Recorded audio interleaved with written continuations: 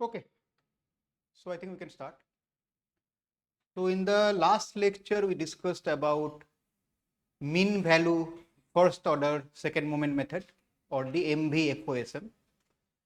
And then we solved one problem, and through that problem, at least we found one of the major limitations, and that limitation was that the beta, the Cornell's index, is not invariant to different choices of or different equivalent form of the limit state function. We saw that if we take c minus d and if you take 1 minus d by c, you end up with different reliability index value, which means the reliability index or the reliability indices that we can get for different problems, even if we change the reliability, the form of the limit state function, the beta will change, which is not something that is desirable. And this was one of the main limitations, right? The second limitation was that we are using a Taylor series expansion about mu, and in most cases that mu will not reside on the limit state function. It will reside somewhere outside. It can reside, but that is a very special case, right? So these are the two things, two major limitations that we discussed. There was a third limitation, and the third limitation was that first order approximation, and first order approximation is never desirable for highly nonlinear functions, but I said that we are not going to address it now, right now. But the other two limitations we are going to discuss today. Okay. And to address that, what we will need is basically an alternate form of reliability index, the Cornell reliability index, which is mean by standard deviation. That definition itself is flawed, because that we calculated based on that definition and we ended up getting different results, right? So we need alternative form of reliability index. So let us see. Okay. So if you remember, all our discussion started with G is equal to C minus D. This is where our discussions started from. And this C and D, we assume them to be Gaussian. Then G will be Gaussian, and that is the point where we reach that mu by sigma. Okay. So we'll take the same assumption, nothing will change.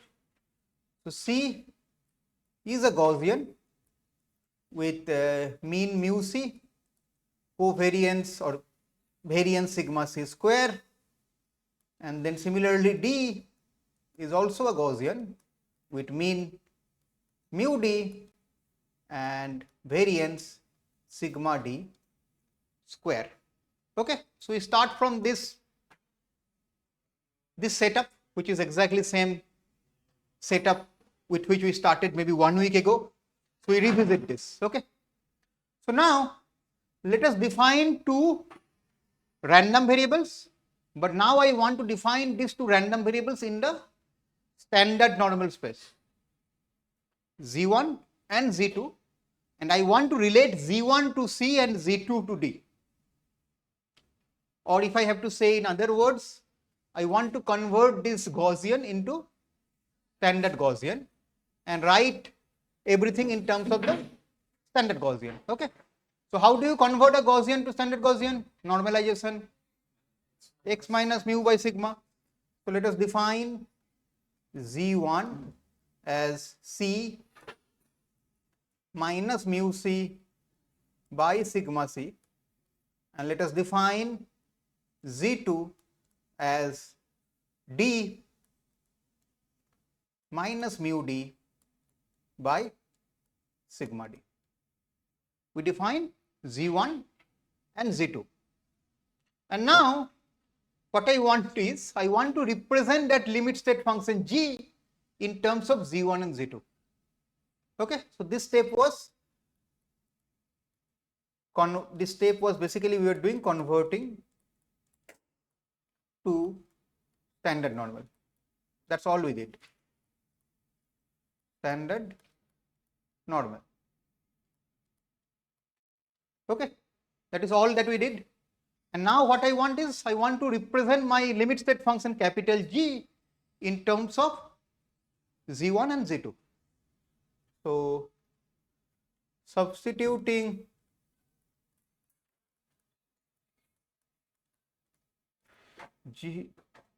Z1 and Z2 into G. What will I get? C will become mu C plus sigma C times Z1. D will become mu D plus sigma D times Z2. So you substitute it there. Okay. So C is basically my mu C plus Z1 sigma C minus mu D minus Z2 sigma D, which is basically equal to sigma C Z1 minus sigma D Z2 plus mu C minus mu D. Right? This is a expression of a straight line, right? This is a straight line that we are getting, but we are now getting it in a transformed space. So let us try to plot this. Let us try to plot the original limit state function and this transformed limit state function, and let us try to see what we are getting. Okay. So first, let us plot the in the original space.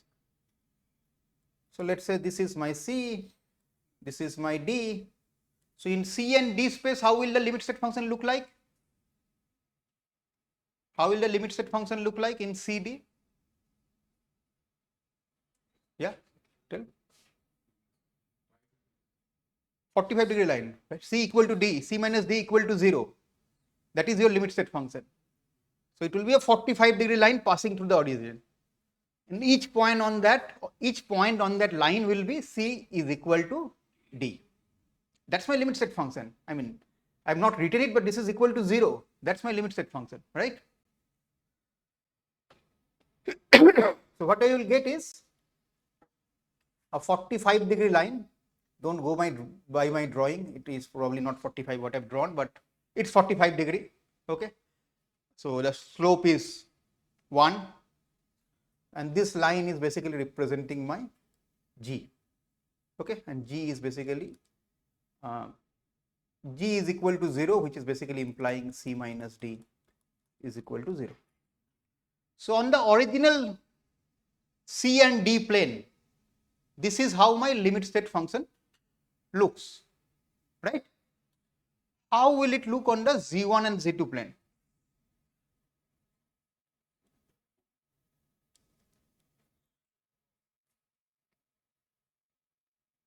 How will it look on the Z1 and Z2 plane? So this is my Z1, this is my Z2, and I now want to draw this limit state function on this.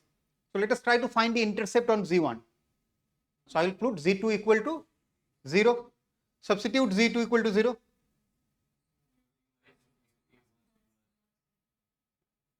Sigma C, so yeah, mu C minus mu D divided by sigma C, something like that you will get. Now, if I assume that mu C is greater than mu D, let's say, so it will be a positive quantity, right?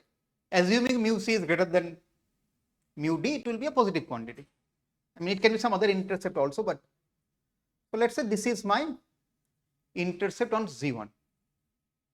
Similarly, I will like to find the intercept on Z2. I'll substitute Z1 is equal to 0. What will I get?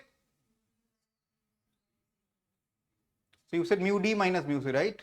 So now it will be on the negative side, right? Again, assuming the same thing. Something like this. And now I can connect them. That is my straight line. So this is my limit state function, right? And the expression of this limit state function is G is equal to 0.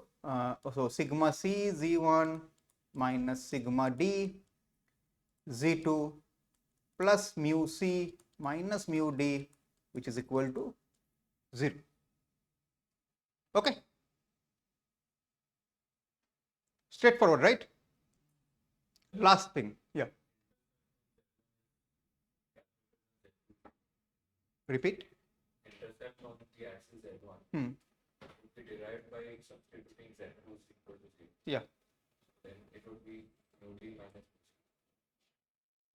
Yeah. So in that case, it will be in the other side also. So in that case, you will see the other one will go up. In that case, you will get basically the mirror image of that. Does not matter. I mean, what I am going to discuss, it will not matter on that. But basically, it will be some intercept, and one will be positive, other will be negative. Okay. Even if both are positive, that is also fine. That's also possible. Okay. So nothing, but it will not pass to origin is the main point I want to make. Okay. Okay. So now this is my limit state function. Okay. What is the distance of this limit state function from the origin? How do you find the distance of a line from the origin or from a given point? You will substitute that and divide it by the magnitude of that, right? So what will you get? Substitute. You will put z1 is equal to origin, I said. So z1 is equal to 0, z2 is equal to 0. So the numerator will be mu c minus mu d divided by sigma c square plus sigma d square. That's what you are getting. So distance of the limit state function from the origin in the standard normal space, let's call it D. So you only said me it will be mu c minus mu d divided by square root of sigma c square plus sigma d square, right? What is mu c minus mu d? Mu g. What is square root of sigma c square plus sigma d square? Sigma g, right? So what is this quantity then? This is my beta. This is my beta, right? The same beta that we got previously, I am arriving at the same value. So this is basically equal to mu g by sigma g, which is equal to beta. Okay. But now we have an alternative definition which will reduce to the same definition if things are Gaussian. What is the alternative definition? The reliability index is the distance of the limit state function from the origin in the standard normal space. And if everything are Gaussian and all those things, then you will realize that your beta you get by this method will be identical to the beta you got by Cornell's, the previous one, right? But this is an alternative definition that we are arriving at. And why is it an alternative definition? Because when things are linear and Gaussian, both will be same. The problem starts when things are non-linear. The problem starts when things are non-Gaussian. Now, when I go to that space, this definition and that definition will start giving different results. But in the linear and Gaussian space, both are same.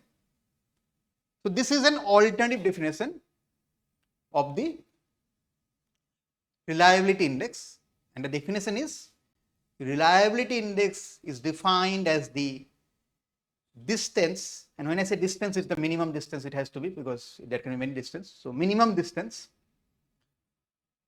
of the limit state function from the origin in the standard normal space. Clear? So now following this, we now define reliability index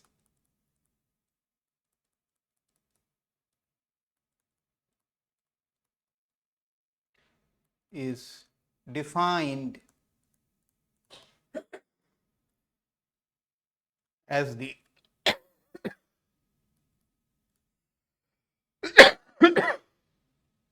as the minimum distance from the origin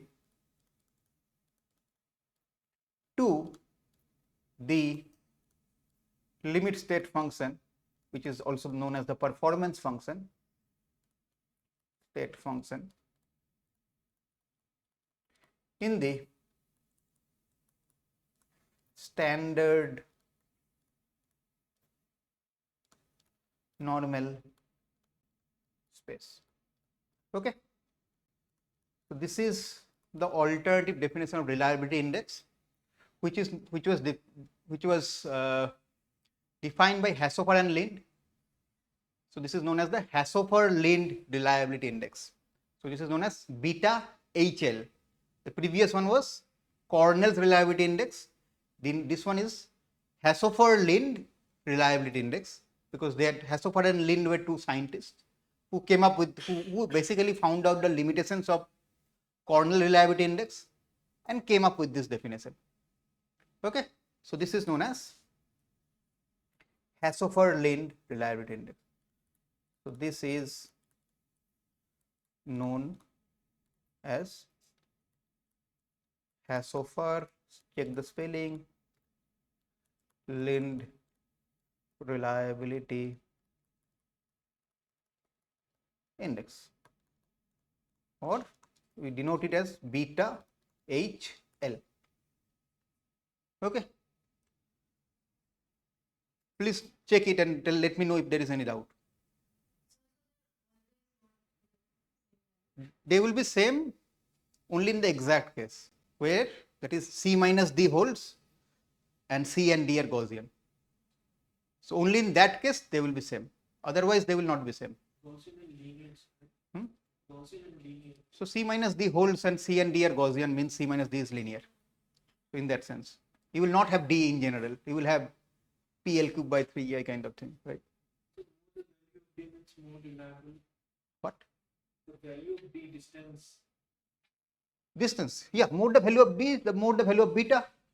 More the beta, more the reliability. We already went through it earlier, because probability of failure is phi of minus beta. So as beta increases, minus beta reduces, probability of failure reduces. Okay, you were asking it today.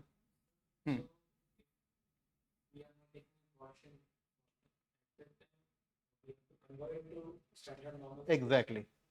Everything will work in the standard Gaussian space now. Nothing, you cannot work in any other space, because that is the definition itself is demanding that. So now everything is in the standard Gaussian space, not even Gaussian, standard Gaussian.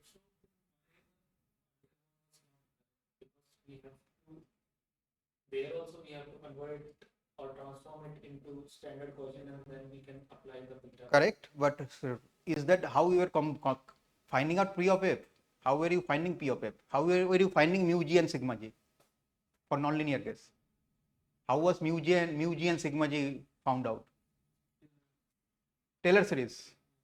Taylor series was about mu. So that mu G was approximate, that sigma G was approximate. Now you will not do that. Now you will try to find some minimum distance point and all those things, right? So the whole thing changes with this, because you have to keep in mind that mu G and sigma G were never exact to start with in the generalized case. This will work, but there will be approximation coming here also. Okay, there is approximation here also. Okay, so let us try to visualize it before I go to the algorithm. So let's say this is my Z1 and this is my Z2, and let's say my limit state function is something like this. So now it's not linear. In Z1 and Z2 plane, it is no longer linear, right? So then What will you do? You will try to find out the minimum distance. Let's say that is here. We will draw a tangent and then, okay. So you will get a point here, right, which is a point that is on the standard normal space, which is nearest, which is sitting on the line and is nearest to the origin, right? So there is a point, you will always find a point, at least, you can find more points also. At least one point you will find on the limit state surface or limit state function, which is nearest from the origin, right? That point is known as the most probable point. Okay, this point is known as the, let's say, Z star, and this is known as the most probable point. Why is it called the most probable point?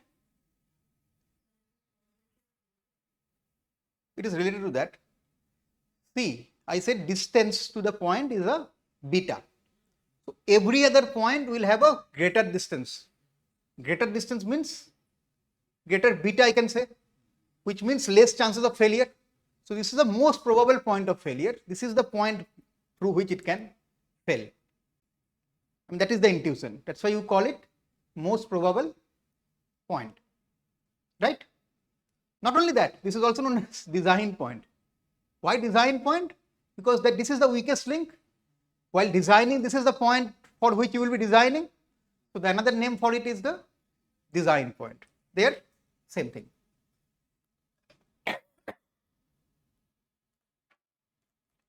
Design point.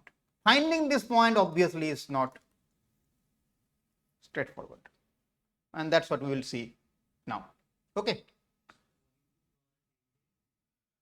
you'll realize very soon. Okay, not now. For now, I've just drawn the tangent, and you will realize very soon why I've drawn it. On the curve.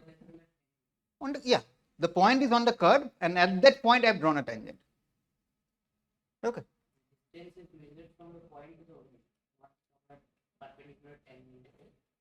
It's the same point. How does it change? What may not be perpendicular? How? It will be that point where it is. That's the basic theory, right? Still, it will be. It will be. It will be. When you draw the limit state function, it will come out to be that. Okay. But anyways, you are only worried about the point. The point that is on the surface and nearest to your origin. That's the point you are worried about. It being perpendicular or not, let the math talk about that. Intuition wise, how does it matter? It is perpendicular or not? I said this is the shortest distance. We are taking the distance point on the surface which is at the minimum distance. So what do this minimum means? If that is not the shortest distance, that is by definition. What is the confusion? We have drawn a tangent. Tangent will come later. Forget about tangent. What is the confusion? It is from a tangent. Where are you drawing tangent? Not any point, and that point. At the minimum point, you are drawing a tangent. So, what's the confusion here? That's what I said just now. You should pay more attention and listen carefully what is being taught or what is being told. I repeated last 2 minutes the same thing because you did not listen. So please listen carefully. I said the same thing. Anyways, the most probable point or design point. That is what we will call it, right? So now, how do you find this point? We need to find this, right? And if you can find this design point, by the way, what is the reliability index? Beta. What is reliable? How will you find it out? Using this X, Z star. Norm. It's a vector. You will take the norm of that, right? And that will be your shortest distance. So, and if you can find out Z, beta of HL will be your norm of that, and that is coming from the definition itself. Okay, that is the distance I am defining as beta, the alternative definition as per Hasofer-Lind, and it comes from that. Okay. Okay. So now, mathematically, how will you find it out? What do we need to do? Any doubt? Okay. Mathematically, how do you find it out? How do you find out zeta star? Can you frame a problem statement that by solving which I can find out zeta star? The things that are known to you is that this is your small g of z. I'm writing small g because it's in the standard normal space. Otherwise, I would have written capital G. Okay. Differentiate what? GZ. Difference is gz. What is the definition of, how will you find out z star from whatever I have discussed over last? Yes, but z star is not known. So you have to find out z star. I'm not asking how will you find out beta. Beta you can find out, right? If you know z, you can find out beta. But how will you find out z or z star in this case? You? Correct. Correct. So there are two conditions. One is you will try to minimize this beta or the norm, right? You want the z that is nearest to the origin. But it cannot be just any z, because then it will be the origin itself. It has to be a z that is sitting on the limit state. So what kind of problem is it? It's an optimization problem. It is not just any optimization problem, it's a constrained optimization problem, right? So the problem statement will be, so mathematically,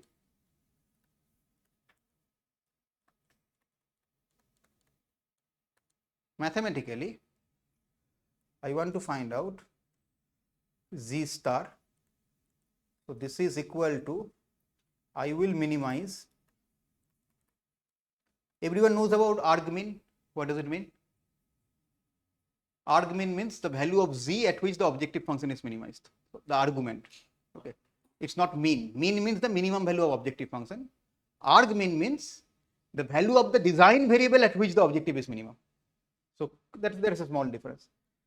And you will minimize.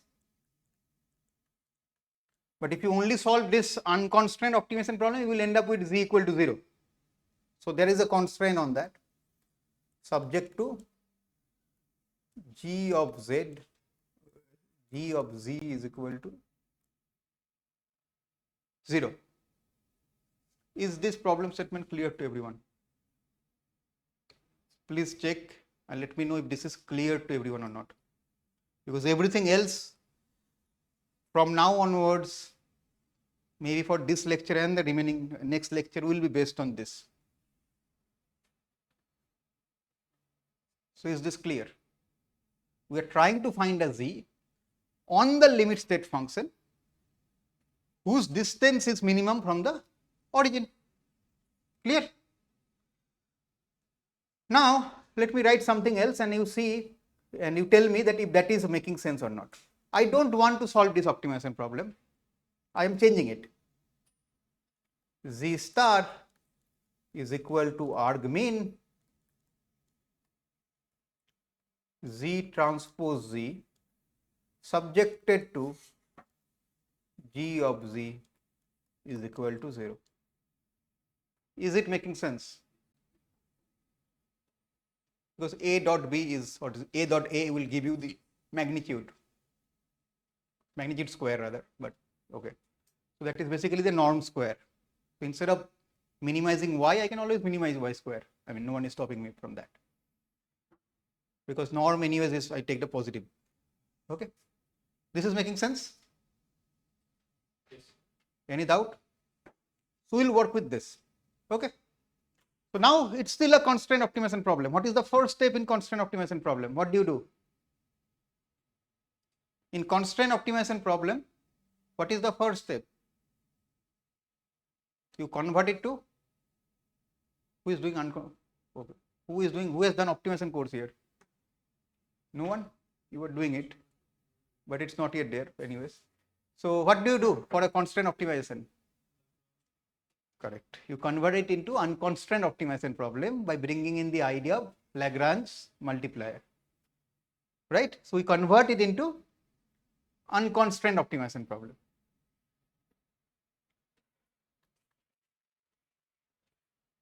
We convert to unconstrained optimization. So in that case, my problem statement will be Z star is equal to arg mean of Z, Z transpose Z plus lambda G Z. Right?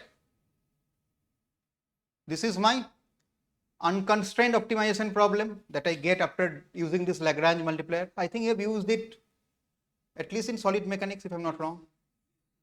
Principal plane and there, right?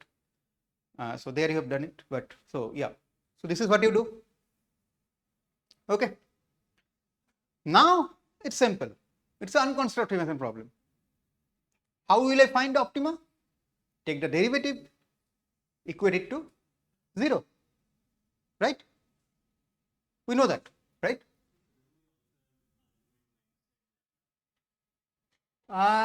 Lambda, no, that happens, but in this case, lambda is to be found out. This is the unconstrained, lambda is to also to be found out. That max min problem we do, what you are saying, in which in that case we don't find the exact lambda actually. In this case, the idea is that you will also take derivative with respect to lambda and equate it to 0. So that's how lambda comes into picture. When you do that, you actually recover the limit state. Okay, so I want to find out Z. So I will take derivative with respect to Z. That will give me. So this implies Z transpose Z. If I take derivative with respect to Z, it will give me 2Z. Plus lambda is a scalar. It's not a function of Z. So lambda remains. And then G of Z is some nonlinear function. So I want the gradient of that. So I can write it as gradient with respect to Z. I use the gradient operator and that will be equal to 0. This implies Z is equal to minus lambda by 2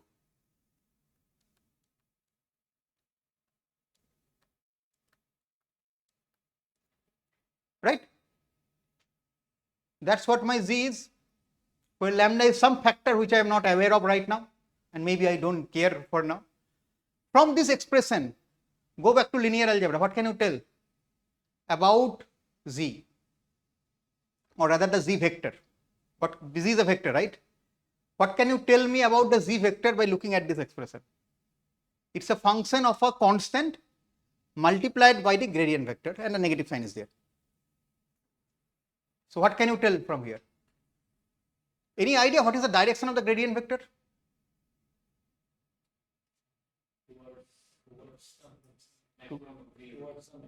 Maximum increase. And what is that direction? Maximum increase? It's perpendicular. Gradient vector is perpendicular to the contour of the curve. Okay. So it's perpendicular. So that means, to answer your question, what is the direction? What is Z you are getting? To the perpendicular of the contour of G. So that's what you were asking, right? Whether it will be perpendicular or not. So the Z vector you will get will be perpendicular to the contour of G of Z. That's what this expression is telling me. Now it is clear? Direction does not matter. Perpendicular is perpendicular. Negative or positive, how does it matter? That is the direction. Negative will be this direction. How is the resistant? So this basically tells me that the Z vector is perpendicular, or normal, I think is a correct terminology, to the limit state. Okay. Okay. So this is what you get. Keep it in mind. Okay. We'll come back to this. So now let us focus on grad of G. What is G? Limit state function. And for our case, it's a scalar valued function.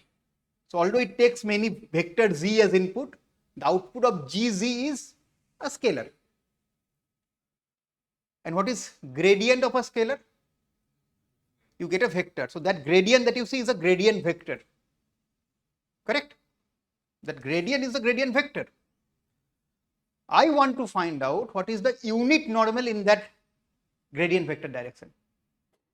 I want to bring that into picture. Okay. Why? Because I know that my Z will be in that direction. So I want to find that unit vector and multiply it with by something so that I can find out that beta sometime later. So that is why I want to find out what is my unit normal in the direction of the gradient vector. Clear? So what is the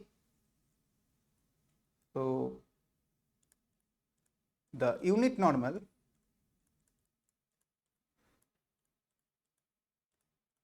vector in the direction of this is what I want, right? And this will be equal to, how do you find out the unit normal vector? Dividing by the magnitude, right? So this will be equal to grad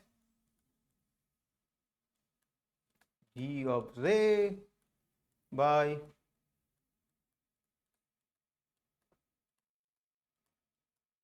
this will give me my unit normal vector, right? Clear? And from here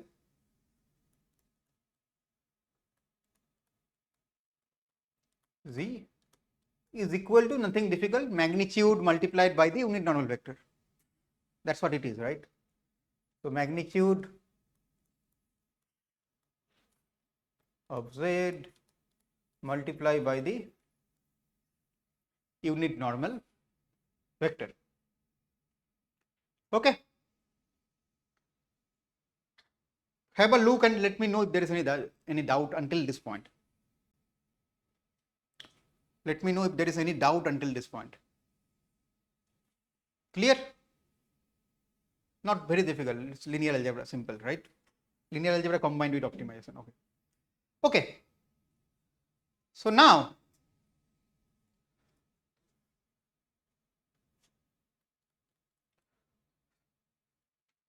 suppose Z is equal to Z star. What was Z star? Design point, that point that I am interested in. Because till now I have not brought that point. Okay. Obviously that Z can be Z star. The expression is based on that, but other than that I have not brought it into picture, right? So till now, what have we discussed and what have we found out? We have found out two main things, or rather one main thing. That we know that Z at Z star will be normal to the G of Z. That is the main point that I have found out. Okay. And from definition, what do we know of beta? What is the beta? Not only that, it is the norm of Z star, right? So Z star is equal to norm of Z star multiplied by alpha star. Can I write that?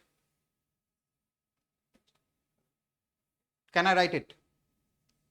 Where alpha star is the same expression evaluated as Z star, obviously. I mean, that is kind of obvious, right? So where alpha star is equal to G of evaluated at this divided by G evaluated at this star. Where this is where it is evaluated. This is okay, right? Because that's the magnitude by that definition, which is basically is equal to beta times alpha star. Assuming beta has converged and I have correct Z star, right? Okay. So again, I will ask the same question. Until this point, let me know if it is clear or not. Because now I will go to the algorithm directly. I'll use these things within the algorithm, because remember that although I've written all of those things, I still do not know what is Z star. And I do not know Z star because I do not know what is lambda. So Z star still is unknown to me. If I know Z star, everything else I can do, but right now we don't. So is it clear or not? Okay. So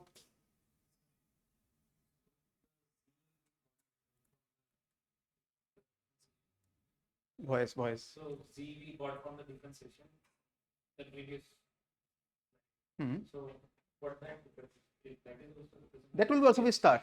That will also be star because I equate it to 0, right? So it will also be star. Because the moment I equate it to 0, that means I'm working with star. So suppose Z is equal to Z star, you find it here. So now the question is how to find Z star or beta, right? This is the actual question, because if I can find out Z star, I can find out beta. We will be using we will have to use some iterative scheme, which means you will assume some value of Z and then you will numerically optimize this whole business, whole thing, to update your belief about Z until and unless you reach some convergence. Like any numerical optimization, like deep learning, gradient descent and all those things, we are going to do that. But how will you do that? That's the main point. And to do that, now that tangent will come into picture. So let us see. So we'll use some iterative scheme. So let's assume that I have Z after the kth iteration, and I want Z after the k plus 1th iteration. So basically I want to write G Z k plus 1 in terms of G Z k. What will I do? Yeah, someone said it correctly. What will I do? Taylor series, right? So now the tangent will come into picture, not just any Taylor series, the first order Taylor series. This is equal to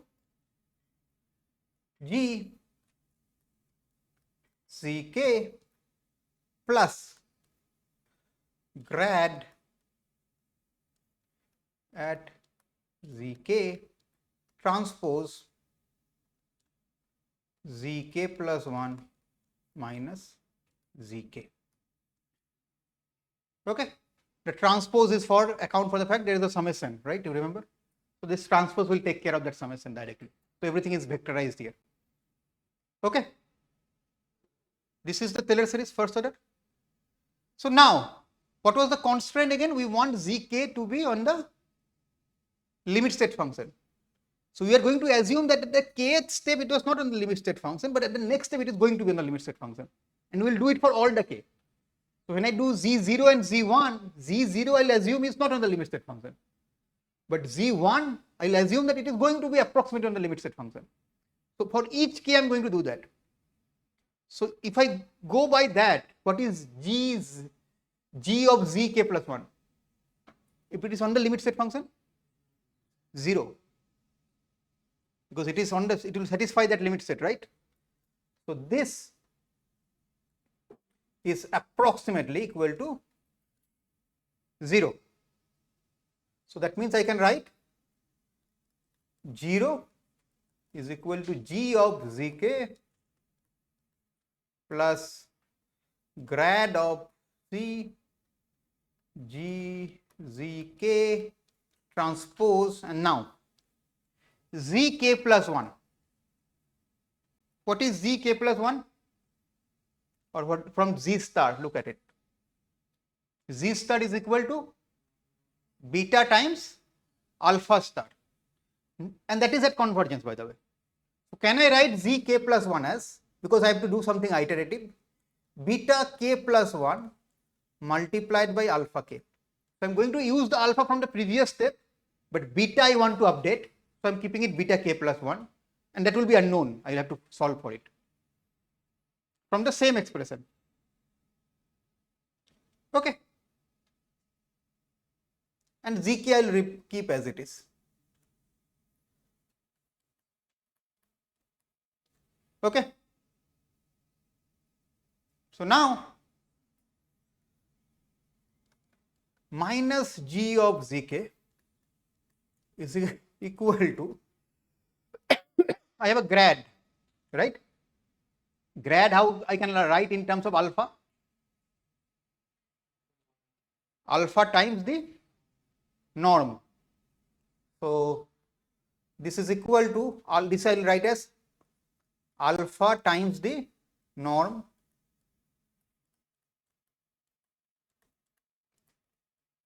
Now remember, there is a transpose there. Where the transpose will sit? Alpha, that's the vector. And not just any alpha, it will be alpha k, by the way, you are right. And then multiplied by this whole thing, beta k plus 1 times alpha k.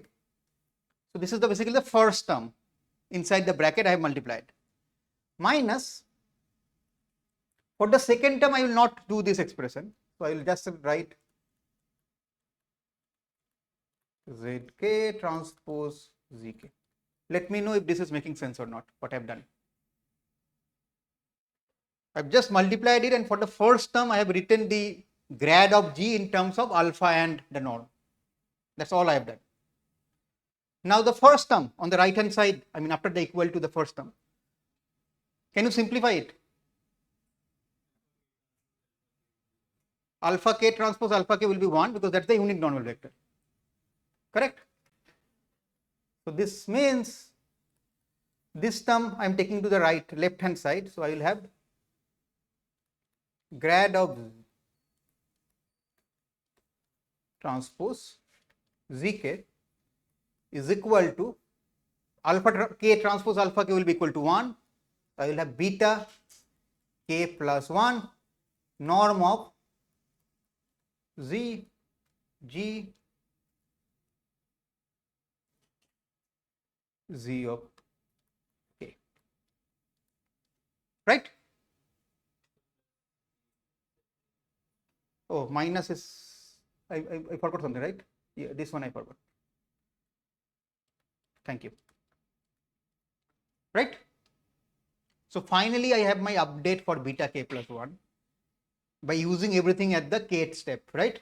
And my update rule is coming out to be beta k plus 1 is equal to, so finally beta k plus 1 is equal to grad z zk transpose zk minus g of zk divided by norm of the grad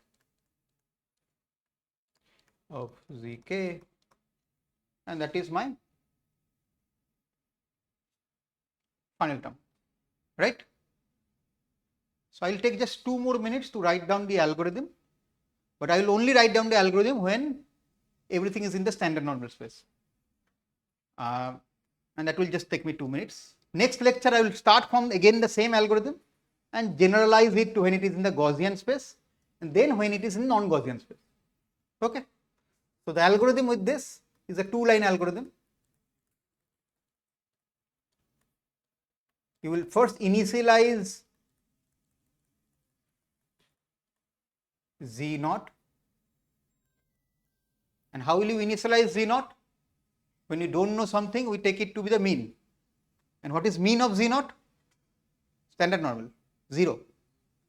So that's a potential. If you have more information, you can do something else also. But generally, when you have no clue, you initialize from 0. There is no problem. Okay. And then you will do until convergence, 2 steps basically. You will continue until convergence, 2 steps. Step 1 will be find out alpha k, which is equal to z zk z g of. This is one step. The second step is find out beta k plus 1.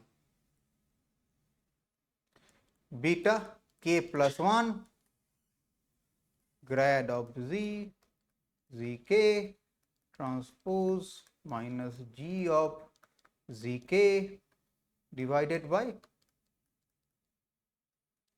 g of zk. Okay.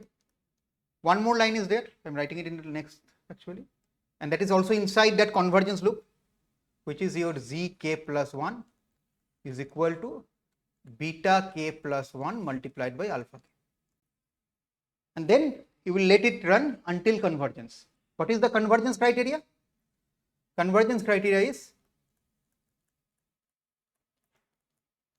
there can be, you can define your own, but there are two common ones I can think of. One is that zk plus 1 minus zk is less than some epsilon you are defining. So that is, there is not much change in that vector, or and whatever you want to call it, beta k plus 1 minus beta k, which is less than some other. And if this happens, you come out of the while loop, or generally we do for loop, but while loop is not recommended, but yes. And then what do you return? Your algorithms would return beta star, which is basically your beta k, I mean beta after it has converged, so converged one.